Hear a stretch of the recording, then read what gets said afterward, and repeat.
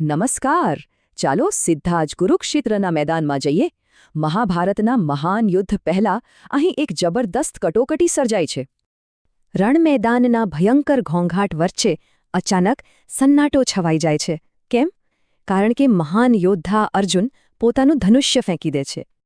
અર્જુન ભાંગી પડ્યો છે. પોતાના જ પરિવાર અને ગુરુઓને મારીને મળતું આ લોહીવાળું સિંહાસન તેને બિલકુલ નથી જોઈતું. હવે તમને થશે કે યુદ્ધના મેદાનમાં અર્જુનની આવી સ્થિતિ જોઈને શ્રીકૃષ્ણ શું કરે છે. ચાલો જોઈએ. આશ્ચર્ય વચ્ચે કૃષ્ણ એકદમ શાંત છે. તેઓ સ્મિત કરીને અર્જુનની કાયરતાને સીધો પડકાર આપે છે. આખરે અર્જુન શરણાગતિ સ્વીકારે છે. મન મૂંઝાયેલું હોવાથી એક શિષ્ય બનીને તે કૃષ્ણ પાસે સાચો માર્ગ બતાવવા વિનંતી કરે છે. અહીં કૃષ્ણ સૌથી મોટું જ્ઞાન આપે છે. તેઓ સમજાવે છે કે આત્મા શાશ્વત છે અને આ શરીર માત્ર નાશવંત છે.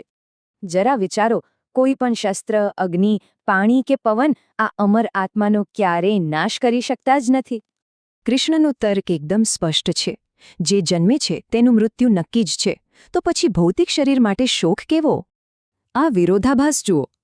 અર્જુનને હત્યાનું પાપ દેખાય છે, જ્યારે કૃષ્ણના મતે આ યોદ્ધાઓ કર્મોથી પહેલેથી જ મૃત્યુ પામેલા છે. તો હવે શું? કૃષ્ણ નિષ્કામ કર્મના 3 સરળ પગલાં આપે છે, જે સત્ય અને ધર્મની રક્ષા માટેનો સાચો માર્ગ છે. અને આ રહ્યો અંતિમ આદેશ. હારજીત કે સુખ દુઃખના પરિણામની બિલકુલ પરવા કર્યા વિના માત્ર તમારા કર્તવ્ય પર જ ધ્યાન આપો. અર્જુનનો બધો જ મોહ હવે તૂટી ગયો છે. એક ઊંડા શ્વાસ સાથે તેની સ્મૃતિ અને કર્તવ્ય ભાવના પાછા ફરે છે. એક જબરદસ્ત નવી ઊર્જા સાથે અર્જુન ફરી ઊભો થાય છે. તે પૂરા નિશ્ચય સાથે પોતાના ગાંડીવ ધનુષ્યને મજબૂતાઈથી પકડે છે. શ્રીકૃષ્ણ સ્મિત કરે છે. તેમના પાંચજન્ય શંખનો વિજયી અવાજ આકાશમાં ગૂંજી ઉઠે છે, જે મહાયુદ્ધની અજેય શરૂઆતનો સંકેત છે. તો જરા વિચારો, જો આપણે પણ માત્ર આપણા કર્તવ્ય પર જ ધ્યાન આપીએ તો આજે કયા અશક્ય યુદ્ધો જીતી શકીએ.